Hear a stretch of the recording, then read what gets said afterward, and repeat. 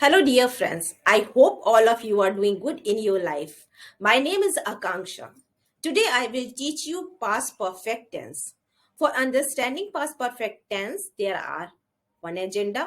In that, I will cover all the points that will helpful for you to understand past perfect tense.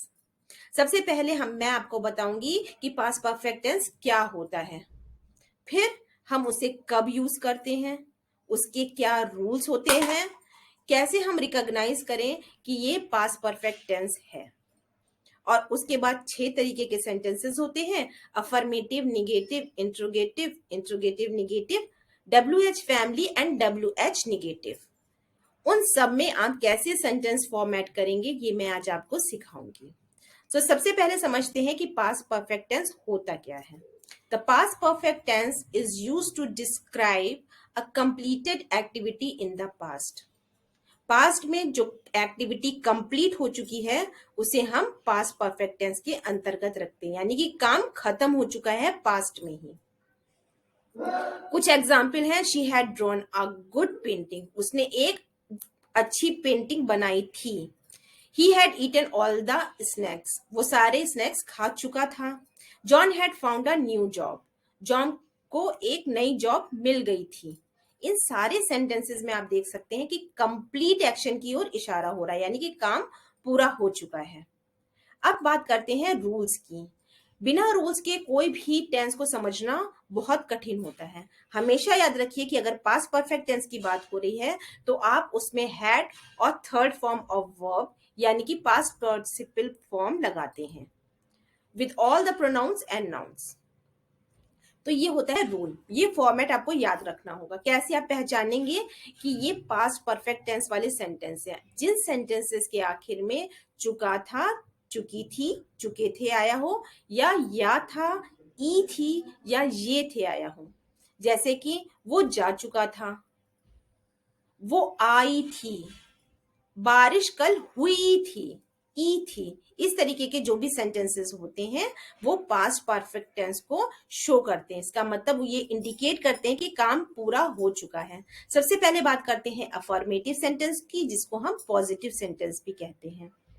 इसका जो format होता है वो होता है सबसे पहले सब्जेक्ट, फिर हेल्पिंग वर्ब के तौर पे हैड, फिर third form of verb and then object, आखिर में पंक्चुएशन मार्क के तौर पे फुल स्टॉप। तो सेंटेंस है उसका, Ali had thrown the ball at Kim. यहाँ अली एक सब्जेक्ट है, हैड हेल्पिंग वर्ब है पास्ट का, third form of verb throw की थ्रोन होती है, the ball at Kim object है।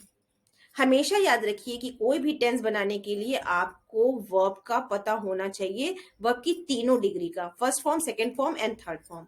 इस पर बेस्ड मैंने एक वीडियो बनाई है जो अपलोडेड है, आप उसको देखिए और उससे याद कीजिए। मैंने उसमें ज्यादातर वर्ब को कवर किया है और बहुत आसान तरीके से आपको समझ में भी आ जाएगा।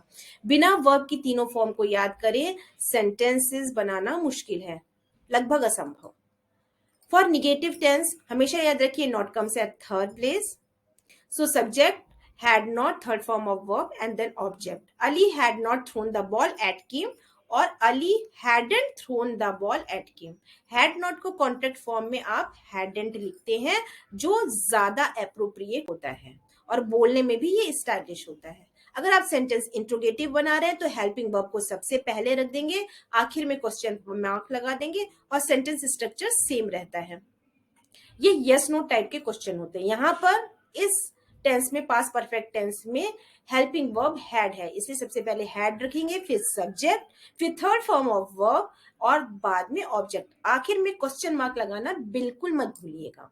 तो इस तरीके से जो सेंटेंस बनकर आएगा वो होगा had Ali thrown the ball at Kim question mark. बात अगर इंट्रोगेटिव और निगेटिव सेंटेंस की होती है तो दो तरीके से सेंटेंसेस के लिए आपको समझना होगा, क्योंकि इसके दो फॉर्मेट होते हैं। एक फॉर्मेट होता है जब आपका सब्जेक्ट कोई नाम होता है। जब आपका सब्जेक्ट नाम होता है तो हैड नॉट पहले लगता है, उसके बाद सब्जेक्ट, फिर वर्ब की third form and then object, आखिर में क्वेश्चन मार्क। जैसे कि hadn't Ali thrown the ball at Kim question mark. यहां आप देख रहे हैं अली एक नाम है। जब अली या कोई भी नाम दिया होता है तो पहले इंट्रोगेटिव निगेटिव सेंटेंस बनाने में हैडंट को रखते हैं। लेकिन अगर आपका सब्जेक्ट यानी कि कर्ता कोई प्रोनाउन है लाइक शी यहाँ पर जैसे दे रखा है, तो पहले आप हैड रखेंगे, फिर सब्जेक्ट, फिर not, third form of verb and then object, और आखिर में question mark. Had she not thrown the ball at Kim, question mark. अब बात आती है WH फैमिली की।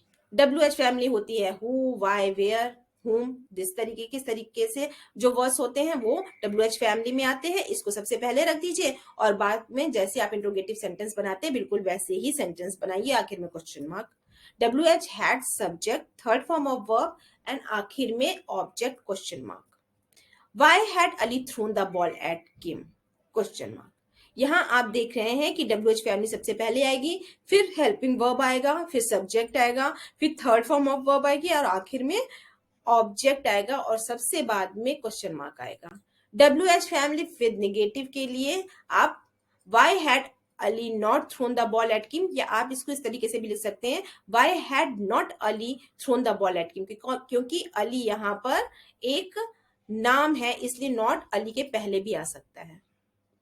वैसे इंग्लिश में थोड़ी सी छूट मिली रहती है तो आप दोनों ही फॉर्मेट कर सकते हैं, लेकिन अगर आप नॉट को अली के पहले लगाएंगे तो वो ज्यादा अप्रोप्रिएट होगा।